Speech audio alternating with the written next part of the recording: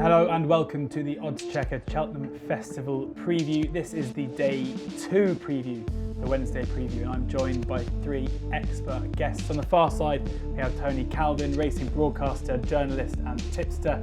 In the middle, Oddschecker's very own, he's one of our own, Andy Holding. And to my right, Neil Channing, professional punter from Betting Emporium. Before we get into Wednesday's racing, just to let you know that we are giving away 5 £100 Amazon vouchers for Wednesday of the festival. To enter the competition, simply place any £1 or more bet via the Oddschecker app on that day to be in with a chance to win. So download the app now if you haven't already. You can go through all the races as we are talking about them. We're recording this on the Thursday before Cheltenham. We're recording at the Sydney Arms, London's finest racing pub. I definitely recommend you come down here for a day of the festival. If you can't make it, any day's racing, they've always got the racing on. Some fantastic food that we've just enjoyed as well.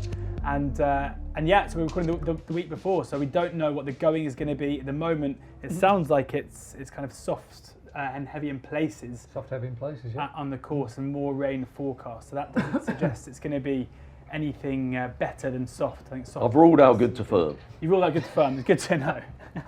Good to know. If only there was a market where we could do that. But into Wednesday's racing then, and we kick off with the Ballymore, and one of the festival hot pots heads up the market in Envoy Allen. We've spoken on the Tuesday show about how William Hill stand out on most horses, given the fact that they are not non-runner, no bet. That is not the case with Envoy Allen, where they're the only firm who are odds on. 10 to 11 they are, but 6 to 4 with Sky Bet. The likelihood being that Envoy Allen goes to the Ballymore and not to the Supreme. Sporting John is 7 to 1. Asterion Forlange, the current favourite on the exchange for the Supreme, next in at 8 to 1. The Big Getaway 8 to 1. The Big Breakaway 9 to 1. Time Hill 12 to 1. 16 to 1 bar. Envoy Allen we have to start with here. And I guess what I want to know from you guys is this one of the bankers of the festival, or is this a horse that we have to take on? Not for me. I laid him in the immediate aftermath of his win last time. Wasn't overly impressed by that. I know he was, very good the time before, but for me, he was a very laboured performance. Obviously he's had a break since then, so that might have seen him come back to his earlier best, and obviously he's won the bumper in really good style last year. In what was pretty, he did well to win from where he was throughout. But for me, I don't think he's got that much in hand of his rivals as the market suggests. I was happy to lay at 13 to 8. You'd probably get him in the book a bit shorter now. I just think you've got some very, very good horses against him, and quite obviously the most obvious is Sporting John, who I think that 7 to 1. I'd be surprised if it's still there. I think that. Yeah. Again, that's 2 points bigger than the nearest price, so I can't see that lasting. I think that's a point bigger than the exchange as well. So by the time you listen to this, I don't expect that to be there. If it has been, Neil would have got somebody to get the 7s for me anyway. So very tricky operation, that. Oh, right, okay. He was, I think, Sporting John, after what he did at Ascot last time, he was pretty Shishkinest in the way that he quickened up and after the last Ascot last time. I think if he runs his race, I expect him to finish in the first 3, and I wouldn't be at all surprised to see him beat Envoy Allen. And obviously Envoy Allen, we don't even know if he's going to go for this race. He's obviously highly likely to, but 2 miles in testing ground on the opening day, they might decide to go there. So for me, I think Sporting John is a standout bet. I mean, there's still quite a few horses in here. You might get 4 places on the day, but for me, if you can get 5 to 1, 3 places, fine. If you can get 5 to 1, 4 places, even finer. So Sporting John for me, I'd be taking on the favourite, and I'll be laying him win and place. Andy, do you agree? Not totally wholeheartedly about Envoy Allen. He's very hard to knock from a figures perspective. That Royal Bond, I still think he's by far and away the best individual bit of Irish form. I think they've half kind of decided to come here maybe to split the two up. Abacadabra, we didn't talk about him actually in the Supreme, we should have done, because I think he's a big player in that race. Elliott's probably thought, well, I'll run him in that, and I'll run Envoy Allen in the 2.5 mile race, because he comes from that kind of background, point-to-point winner. The bumper winner usually wants further than 2 miles. I think he probably could almost win both. The only thing I think will prevent him from perhaps running up to his absolute maximum and this might be one of the reasons why they might switch him back, is if the ground is heavy or close to it on day one, 2.5 miles on heavy ground he's still untried on. So I think that's what Tony's going to be hoping for, and if he gets his wish, then I can certainly see why he'd want to be laying him at 6-4. As it stands at the moment, I wouldn't back him, but I do think he's, as the coin. That time performance last time, I thought he was very laboured, and so visually I don't think he was very impressive. Was that still a decent time performance as well? They went a proper gallop. That thing of Willie Mullins' Alexia Dallin went a decent pace that day. Everyone said he's let the form down next time out, but they went so slow in the next race at Leopardstown. He pulled so hard and he was ineffective. I think the guide to that form is Longhouse Poet, who ties in with all the top Irish novices, and he was beaten sort of 10-15 lengths. So there's a bit of substance to that form if you look deep enough. I think Sporting Johnny's the obvious each way here. This race, the cream often rides to the top. You don't often find 50-1, 25-1 rags winning it like the Albert Bartlett, where you can get shocks. The genuine Grade 1 horses come to the fore. And even though he is an Irish and he isn't a Grade 1 winner, which is the stats you should be looking at for this race, I think he could well be in time.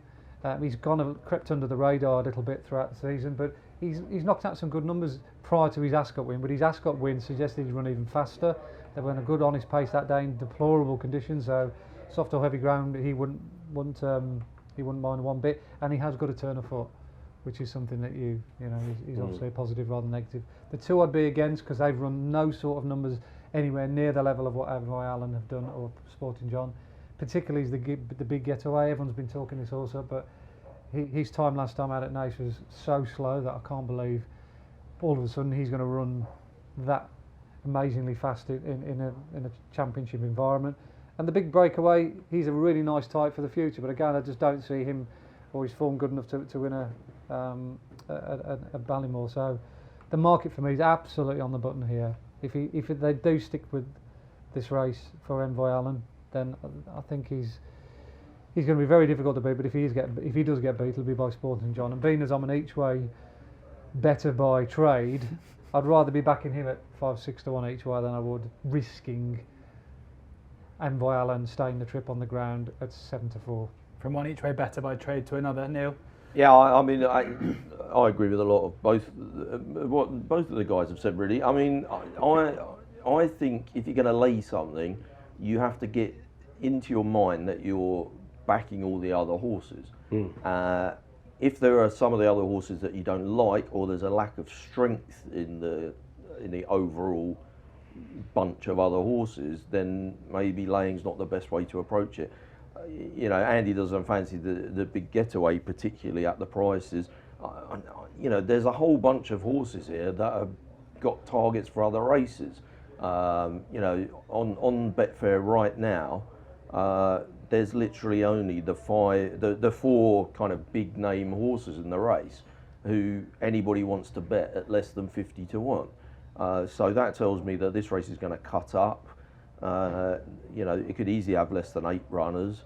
I think if you want to oppose Envoy Allen, betting something each way, one of those 4, or really one of those 3, is the way to do it. And I think Sporting John looks like the obvious way. I think you should try generally in betting to make bets that your bookmaker wouldn't really want you to make, and that's why people talk about struggling to get on and whatever. Most bookmakers are not going to be too happy with you if you go and try and bet Sporting John each way. So that probably makes it a good bet, really. I love that thinking. On now to the RSA Chase then, the second race on Wednesday. And Champ is the current favourite, at least with the bookies. He is at 3-1. Manila Indo, a horse put up by Andy, is 7-2 currently. Copperhead, all blue on Oddschecker, but 9-2 is the best price. The shortest 3-1 elsewhere though, so that's a significant move. Alaho at 11-2, that's with William Hill, and then 12-1 Bar. So really 4 at the top end of the market in the RSA, really taking up most of the betting and most of the action here. Andy, still sticking with Manila Indo? Yeah, no real reason to change my views, or I actually think my sort of opinion on him has been endorsed in the build-up to the race, in all fairness, because I don't think it's a vintage RSA, certainly in numbers anyway. Tony's got the full decks, but there doesn't appear to be too many dangerous floaters, to coin a phrase. I think. That conjured up a few images. Yeah, I can tell where your minds are going. You started it. I think it's the Friday at Cheltenham, not the Wednesday. Yeah. And Neil pointed out, if you are a layer, then you want to be also, would I want to be backing certain horses, or you are looking at the field as horses potentially to bet. And at this current moment in time, I think the biggest danger, as far as I could see, given the current conditions, might well be Copperhead. So I think Champ could well be one to lay, even though Connection said that they mucked up last year and they should have run it the Albert Bartlett rather than the 2.5 mile race. I think he shows a hell of a lot of speed myself. He's quickened up to get himself out of uncompromising positions twice this season. Of course, then he went and hit the deck when everything seemed to be rosy in his garden to out in his trial race in the Dipper. I almost don't know where that mistake came from, really. So he's got a mistake in him. And I think this race as well, it's another thing point. The best horse doesn't always win it, but what you want to be doing is backing the right horse to win it. The right horses that win this race are horses like Manila Endo, who stay. They're copper bottom stayers. They've got a good mind and they jump solidly. And he's also won the Albert Bartlett. And 5 of the last 10 winners of this race have all run in the previous year's Albert Bartlett. So he does fit a lot of the stats and profile that you're looking for from a traditional winner in this race. And as I said, I think Copperhead, on the back of his Reynolds-Town win, where he grinded it out and jumped and travelled the best, I think he's the most likely danger. But he's got a touch of class, Manila Endo, so I'm hoping his class will come through. Nap of the day? Yeah, I'll put him up as my nap of the day. I think, Tony, you agree? No. If I was going to have a bet in the race, I mean, Copperhead, the price has like ebbed away, but I think 9 to 2 is still fair each way. There's only 15 runners at the 5-day stage here, and having a look at the betting, I think this could really cut up. It wouldn't surprise me if there's a single field. I'm just looking at it now. I mean, I popped into the Unibet. Am I allowed to say that? Yeah. They're a betting partner. Yeah. I popped in on the way back from Dublin on Tuesday night. They're a betting partner. Yeah, right. I popped it, and obviously Nicky was there, and Nico was there on the panel there, and I asked about Pim before they went on there, and they said, yes, we might run it, but they were a bit worried about the ground, and they might wait for entry. But Pim hated the ground apparently at Ascot last time behind Copperhead, didn't run a race at all. But if you go back to his earlier defeat of Imperial Aura at Cheltenham, I think you can give him a decent shout on the figures, and I'm actually amazed. He is 40s all in with heels, which I wouldn't take. Like I said, I think they might wait for entries, but the 33 to 1 non-one and earn bet Pim, or 365 each way, appeals greatly. Like I said, if you go back, you know, he really finished off his race well against Imperial Aura over the track. And I can definitely see him filling the places here. We've got this Champ I'd probably want to be against, just on price grounds alone. Manila Endo, Andy's made a very good case for that. For Heen, I think it's more likely to go to the Marsh if it's testing. Aloha, we've already talked about him. Slate House is another one that you can make an each-way case for at his best at 16 to 1. But for me, if I was going to have a bet in the race at the top end of the market, it'd be Copperhead. But I would suggest if that 33 to 1 non-one and no bet Pim is still there, that would be the way I go. That would be my main bet in the race, and I'll be trying to get a little bit of that 33s each way, just in case he does rock up. It might be a bet, literally a bet to nothing, and you get your money back. But Pim at 33s, non-one and no bet is the way I'll go here. What's the market saying about Aloha now? What's that? The market is currently saying exchange market 7.6 to 14. Not but the last traded price, which is more relevant in an illiquid market, the Wi-Fi here is not the greatest. So 9.2. 9.2. That suggests to me that you backed it for the other race, haven't you? Yeah. Suggests to me you're on a live one anyway. But yeah, there's 15 runners here. I mean, this could really cut up. Can you see that, Neil? Yeah, 100%. I mean, there's 15 runners. There's only 4 where somebody wants to bet them on Betfair at less than 29 to 1. I'd be amazed if they had 10 runners in this race. In fact, I'd be amazed if they had 8 runners. So I think we have to play each way. You've got your dirty each way goggles on, haven't you, Neil? You can't bet Champ each way because there is a doubt about the trip. It's a headstrong horse. It jumps low. It fell last time. I mean, how could you bet that each way? So, you know, I really fancy Manila Endo. I think, you know, it shortened up a little bit in the last couple of weeks. I think it was 6 to 1 about two weeks ago. it's 7-2, but we have a much better idea of what ground we're going to be racing on, who he's going to be racing against. So, you know, I don't mind that. Sometimes in the handicaps you see things, they go from 12s into 6s, and people that, you know, journalists that have bet them at 12s tip them at 6s as if they're just exactly the same thing. I think we have new information here, so it's okay to say, you know, we missed the 6s, but we can take the 7-2, because now we're looking at a pretty small field, I think. Do you think it should be favourite, Andy, Manila Indo? On balance, yeah. If we're going to get soft or heavy ground, then yeah, I think. And also, what I would say is, they haven't got a place market up on Betfair at the moment, but even though Champ is 4.3, 4.6, and Manila Indo is 4.5 to 5.1, yeah, Manila Indo should definitely be shorter in the place market, because Champ is much more of a win or come nowhere. You always get that with, you know. Yeah. Whereas Manila Indo, you just know it's going to run its race basically. So I actually think that's a really strong each way bet. I think I'd tipped it as my nap of the day as a win bet, but I think 7-2, 3 places. A lot of people are very sniffy about that. People are quite sniffy about betting 7-2. Yeah, each I've got no way problem. a fifth of the odds when the horse is less than 5-1, because I bet if you each come second or third, you make a small loss. I bet each way at 9-4, 5-2. Yeah, before. I mean those are often the best each way bets, and I wouldn't, you know, mathematically speaking. Sporting Bet go Nothing wrong with 5-2, that. which could be a sign, as do Coral and as do Ladbrokes, so that could be a sign of a market move to come. This race is definitely going to cut right up, and I think if if people are tuning in thinking they're giving loads of bets here, I don't want to tie up too much money, which ones am I going to do now? I'd say this is one you should not hesitate, really. No. So Manila Indo at 7-2, a strong one for both Andy and Neil. On to the Coral Cup, the third race of the day, and Pratecarat is the 9-1, I should say, favourite. That'd be a very short price here. Birchdale's is joint favouritism at 9-1 as well. Dame de Campania 12-1. Canardier at 12-1. Obviously, we're recording this about an hour after the 5-day decks, so that means that currently the kind of markets are reforming as we speak. But Sempo 14s, Downtown Getaway 16s on with Column of Fire. Plenty of horses have recently come out of this one. And as with all the handicaps, I'll just put it to you guys to let me know if there's anything that we should be looking at the moment. The story of the race is Dame de Compagnie. She's currently 35th on the list, so she'll need some horses to come out. But the story here is obviously very impressive last time, beating Indefatigable. Been left off since that December. But it was rated 140 after that performance. The handicapper raised her £7. But because of the runner-up went on one next time, while she was still in the box, they raised her another £2.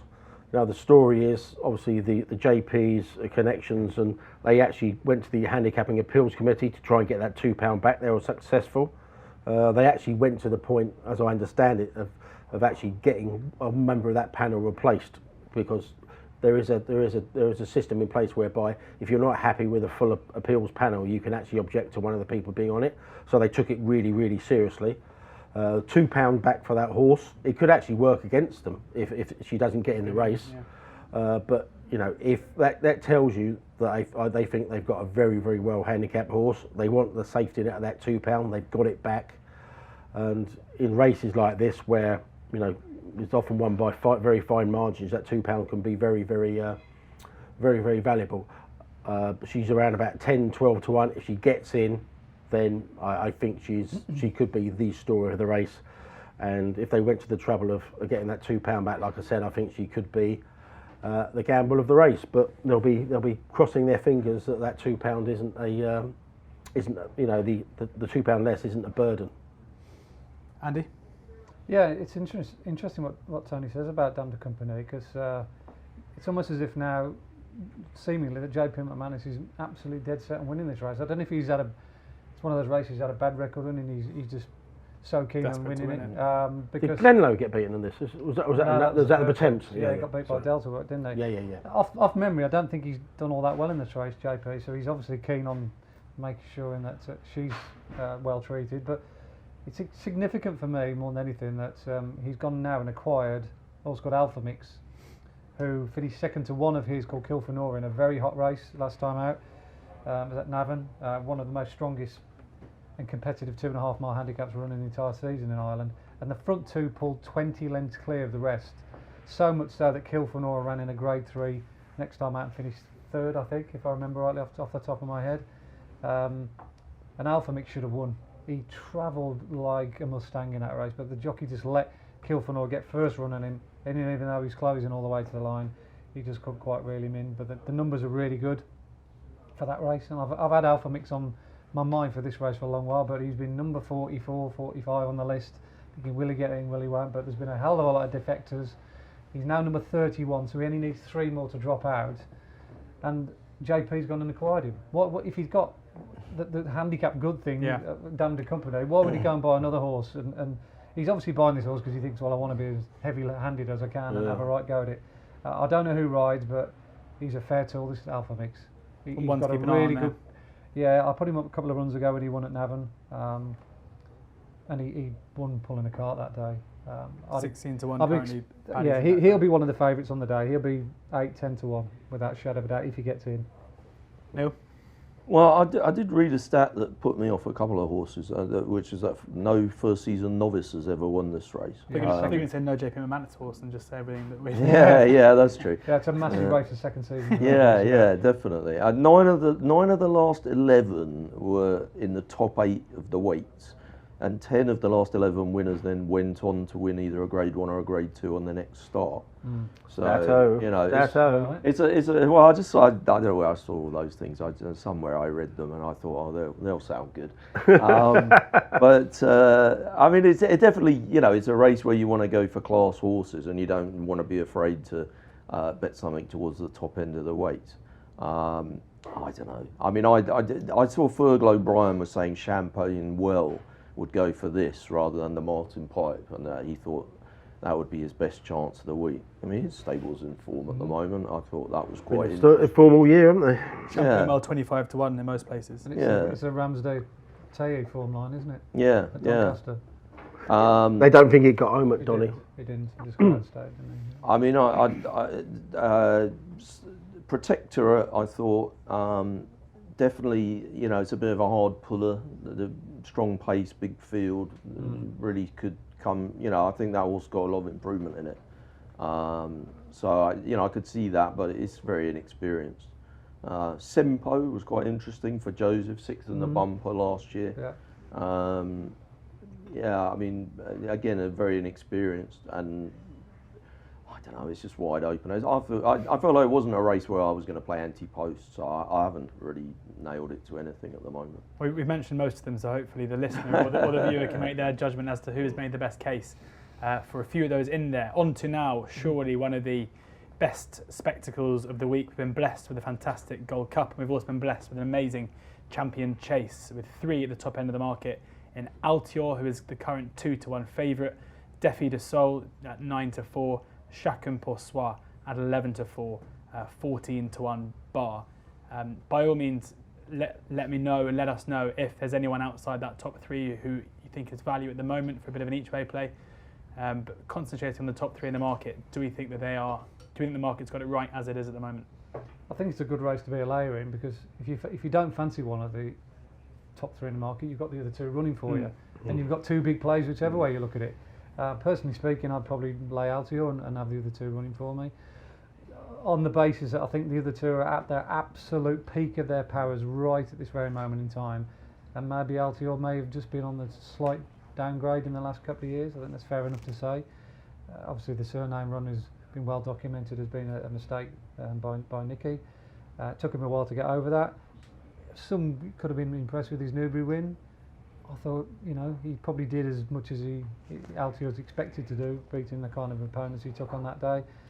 But he is hitting flat spots, and he's just there's chinks in his armour, whereas Defi, I can't find any chink in his armour, and his turn of foot at Ascot when he left under Sco for dead was probably one of the best sights you've seen all season. And Chacun Pour Soi, who beat Defi de Soy fair and square on better ground at Punchestown last year, has clocked a phenomenal time in Ireland, beating Min, who at Leopardstown in his own backyard is a very good horse. So I'm finding it very difficult to split between Defi de Soy and Chacun Pour Soi, and when that's like that, then I think the safest option is to lay Altior. Was it 2 to 1 ish? But yeah, 2 to 1. But when you say you can't split them, if they're 9 to 4, 11 to 4, does that mean you say you can't split them at the prices, or you can't split them on kind of level? Yeah, they're just really odd. I mean, Deffy's got the one thing Deffy's got in his favour that Chacun Pour Soi hasn't. He's got Cheltenham form in abundance. So if you are just going to go down the tried and trusted form and think, well, it's an each of two, I'm going to back the one that runs the track better. Okay. He's been there and done it. Yeah. Which is usually the best policy at Cheltenham. So if you're asking me now, looking down the camera, which one I'd like to back out the three, it'd be Deffy de Soy.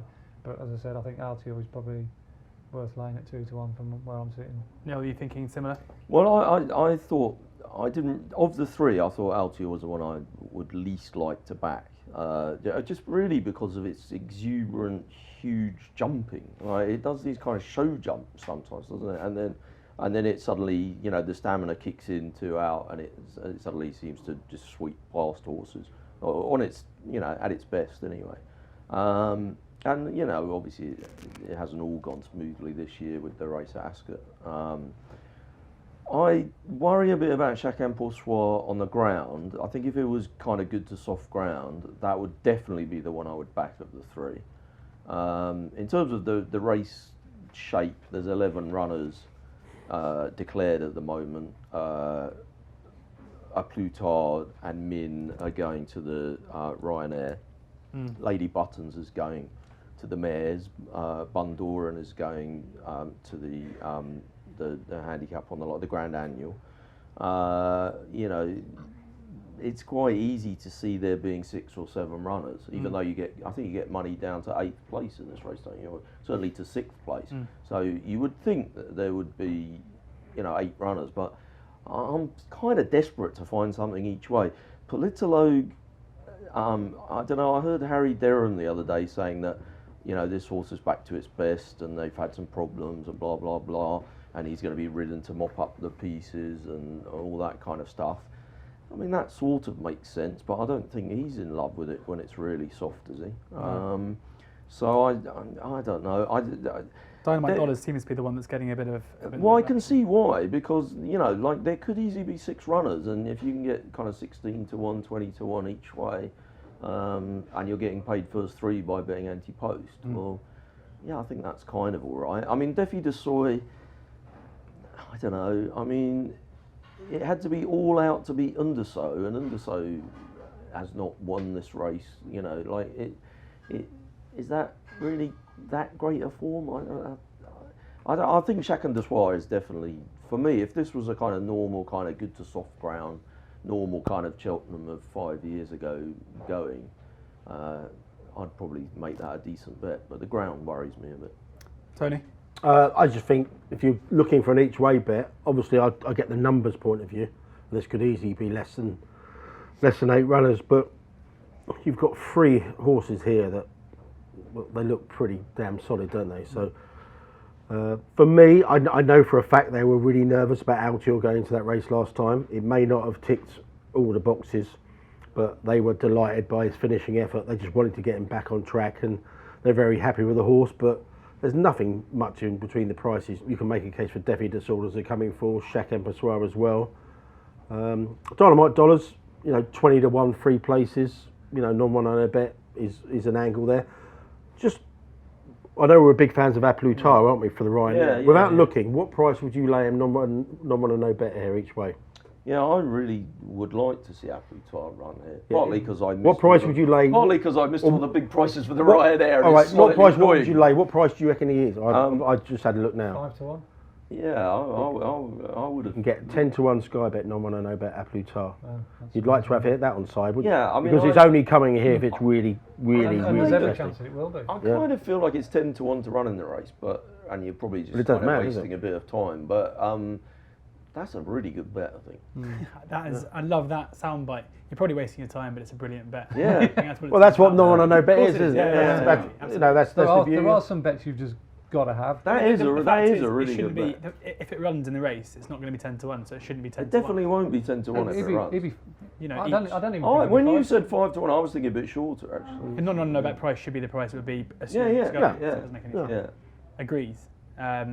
Anything else to add before we go on to everyone's favourite, the cross country?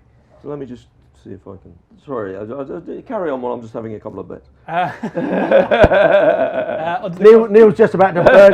Neil's just about to burn an account for a no bet. Is it worth wasting an account It's not for? worth wasting an account. Yes, it is. On to the cross country now, and Tiger Roll is the even money favourite. Sure to be very popular with a lot of people, but Easy Sland is the 3-1 second favourite with 12-1 bar.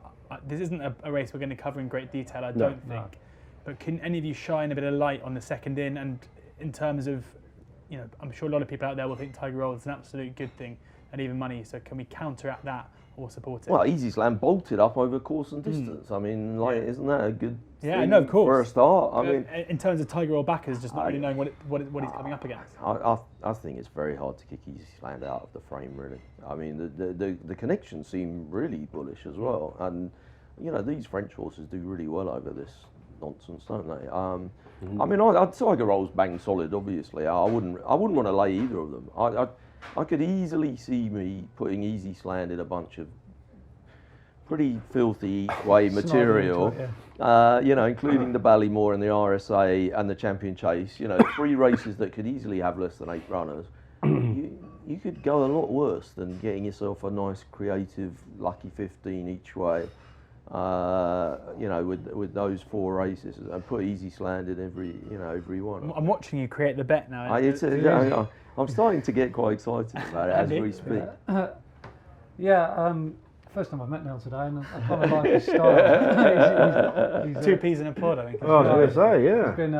He's been on the same page with me with a lot of angles, but I mean, the French horse here is almost impossible to pick out the frame, barring an accident. And you don't normally get fallers in this race because they're there. Yeah, these fences, you can walk through them, can't you? The last is it's like a hedge with gaps in it. Well, they go so slowly that they're able to eye up the fence from a long way off, and even if they meet it slightly wrong, they just adjust themselves. They don't get themselves on the floor with the momentum, the pace they're going. And they are great betting races, actually. People say, they go and put the kettle on and have a beer. I used to love it when it was a 16-runner handicap. That was so good. I know. Only this handful of the same horses win every time, and I think the French have cracked this now. They've really cottoned onto this being a winnable race, and I mean the way he won the Paddy Power meeting was amazing. It's the only race, actually, funny enough, I haven't got any time figures for, because obviously you're not there, doing sectionals from whatever fence. It's just almost impossible. If you gave me a free win only bet, I think I'd bet Easy Sland rather than Tiger Roll. Yeah, I probably would. I mean, obviously there's prices, but Tony, any view? The Dirty Each Way twins have sorted this one out, haven't they? 3-1. No, not really. If Might Bite's your third favourite, then it's a match. Yeah. Like I said, loads of people are making cases for Might Bite, and they're like, I haven't heard a convincing one. And I'm like, mate, it's 8-1. Easy Slands, we know it takes to this. It's 3-1. Yeah. The gap between the two should just be bigger. And it's probably and also, on both. If you are signing with a French horse, I mean, obviously Tiger Roll was a massive eye catcher last time, wasn't he? He looked as good as ever. Obviously, it's been to Cheltenham since that. They give it a school round Leopardstown as well. So, if you're thinking Tiger Roll might be a little bit short with Aintree in mind, I think you might be mistaken. But this French horse seems to be a bit of a tool in its own right. So it's not my kind of race. It is a genuine match. When I get to the advice is caution, maybe. When I get to the 4th leg of my lucky 15, each way lucky 15, and the first 3 have all copped, I will have a saver on Tiger Roll, don't I? I was going to say that. Yeah. I mean, obviously you're backing major odds on. Yeah. Do you think there's a case for backing both? 3 on the 2, yeah. That's a good 3 on bet. Though. So, but have your main lump on the French horse at 3s, and have your even saver on your stake. Honestly, on Easy Land on the other one.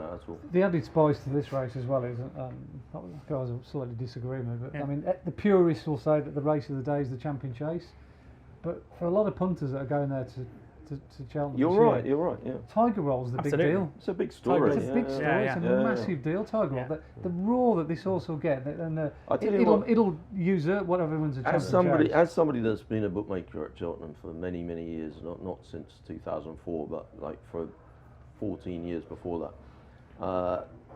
And I know the markets have changed these days, and now we have Betfair, and things are less kind of sentimental, but things still get back to Cheltenham on the basis that they're kind of Cheltenham favourites. Yeah. And people that come once a year and just the whole racecourse will be on Tiger Rock.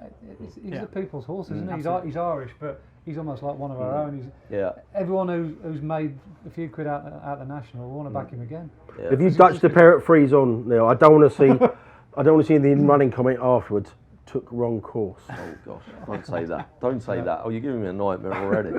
Tony, Jeez, we were Richard. getting close there to about bookie liabilities, so we'll steer clear from that and go on to the Boodles pretty quickly. Aramax is the favourite at 5-1, Mick Pastor 8-1, Palladium 12-1, Time White 12-1, 14-1 Bar.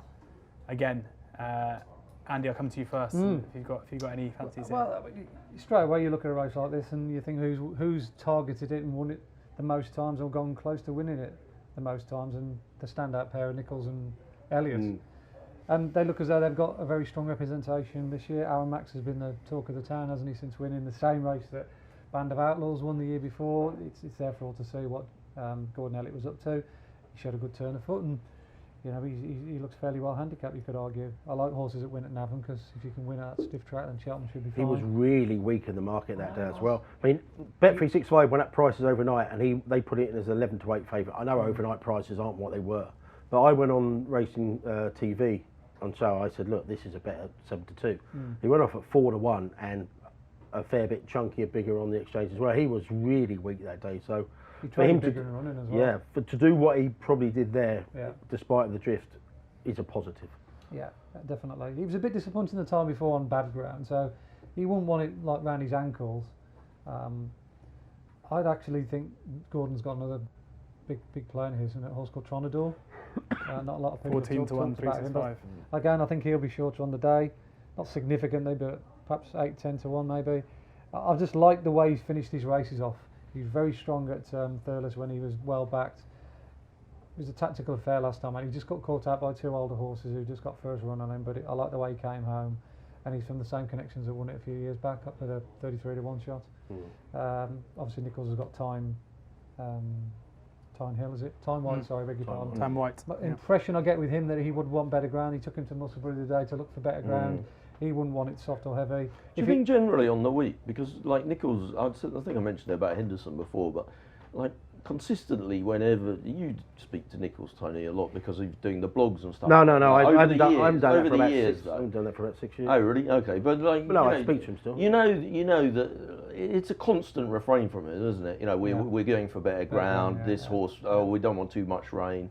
Do you think possibly he might just have a terrible Cheltenham? Could do. I don't think he's got a lot of half. He's got a lot of runners. Got a lot of half yeah. chances, Yeah. but they're not open goals by any stretch of the imagination. I think Mick Pastor, they were leaning towards a triumph at one point, then Solo coming on, and obviously he's got Sir Psycho as well. And I think they're happy enough. So Psycho, obviously that's great on the ground, but like a lot of his horses, I can just imagine myself reading his blog every day, and every day it's just like doesn't really want this ground, doesn't really want this ground, doesn't really want this ground. I don't know. I don't know enough about his stringer these days. The horse I was looking forward to, backing isn't even been entered. I like Tremwedge for this, but it's not there. In the absence of that, Cerberus would interest me, but I'm being told it's going to go for the Triumph. Yeah. And JP obviously he's got a very strong hand in here. But yeah, Cerberus, if it runs in his likely absence, nothing at the moment. Palladium's another one just to quickly mention as well. Sandown, winners at Sandown on heavy ground have got a really good record in this race as well. Yeah, Nico likes that as well. Yeah, he's a proper big, strong type as well. The Nico seal of approval, which The last year softer the brought us a ground, winner in softer the ground better for him. So. Yeah. Neil? To be honest with you, when people were talking about introducing, I don't know, some extra mares race or whatever the hell they were on about, and saying which race would you get, I hate to get rid of any races, but it was the Fred Winter for me. It's like, people say, cross country, go and make a cup of tea. I normally wait till the Fred Winter, really. Which kills me, because it's like a 24-runner handicap. Exactly. Yeah, brilliant each way to. When they go 6 places, you're not putting the tea on, are you? Obviously I have a bet, because but I feel forced to. And also, like, when you're looking at, I don't know, the Coral Cup or the Pertemps, I feel like you're looking, maybe not the Pertemps where everyone's trying to chicanery, but you can study form and the form's there in the book. The Fred Winter, a lot of it's hidden up the sleeve. So, Yeah. and I feel like people with inside information, which I really don't have, you know, those people are getting an edge on me, and I don't like that. I don't like, you know, the whole idea that people that pay for horses to get fed and watered should have information that normal punters don't have is quite annoying to me. Fair enough. That was a nice rant to move us on. Small rant. Move us on. That's a very nice growing nose you've got there. Oh, get this bit on for me, will you? onto the champion bumper now, where we have a short price favourite in Appreciate It, who's 7-4 with Bet365. Fernie Hollow 8-1, Panic Attack 10-1, Queen's Brook 10-1, 12-1, Israel Champa 14-1. Bar. Tony, I think, am I right in saying this isn't a race you normally? No, cross country Fox Hunters bumper. Thank you very much. Have a gin instead. Andy? Yeah, I'm just personally surprised why Appreciated is so short in the market. I certainly get the stats with Mullins, 8 out of the last 9 winners, whatever it was. I've been trained by Mullins. Won the same race as Envoy Allen did last year. The Leopardstown race always works out well, but I don't have him down as a 7-4 shot. Certainly not on figures anyway. What he's done on the numbers, and numbers are a little bit not irrelevant, but they're less important. I was going to ask you about that. I mean, figures wise, does this race historically work out from your pre-race figures? No, it doesn't. Although Envoy Allen was up there last year, but yeah, there's been some right funny ones, and that's because they just haven't been in that environment. But that's what I'm getting at. The fact that some of them haven't run numbers, including the favourite, means that there's a whole bunch of them that could improve for a fast run race. So I think you're treading on thin ice trying to take 7-4 about this thing, because I do think there's some decent fodder in this. Pipes bought a horse called Panic Attack. Now he's bought it off Willie Mullins. Now you think, well, Mullins wouldn't necessarily get rid of one if he thought he hadn't got the winner. So he's let that go to Pipe, who of course won it with Moonracer and Lieberman, and Moonracer's owners have now got Panic Attack. But I was really impressed with her when she won at Market Racing. She showed a really good turn of foot. I know the Skelton team really like theirs. Third time lucky, is it? Third time lucky 16s. Absolutely trotted up at Huntingdon. Yeah. And if you are looking at numbers like I am, there's a horse trained by Mags Mullins called Julie Stowaway, who won at Navan last time. 33-1, and it's blue, so that's been cut today. I know that Gordon Elliott team thought that theirs in that race was an absolute steering job. Did you make a trip to Paddy's this morning, Andy, on your way here? 50-1 until... I've been trying to back it at over 100 on really? Betfair, yeah. So if you can get some fancy odds about Julie Stowaway, if that runs, then I don't think you'd be too far wrong with regards to price. But I can make lots of cases out for lots of horses. You know, Israel Champ, we haven't mentioned him. So again, just looking at prices and what you think a horse should be. So I'd be a layer of that. Would you be quite happy to have the field running for you at 4 to 7? Absolutely, yeah, all day long. And it wouldn't. I wouldn't kick myself if it won. I wouldn't be thinking, oh, what have I done that for? Because I've got a strong view on it being a much bigger price than the market suggests. What price would it be in your book then? Fours? Well, normally it's full, at least minimum for the field, isn't it? This, and even when you've got something like Envoy Allen, who'd shown a better level of form for me than Appreciate, it was much bigger than him. Yeah, I just almost don't know where the gambles come from in many respects. Neil?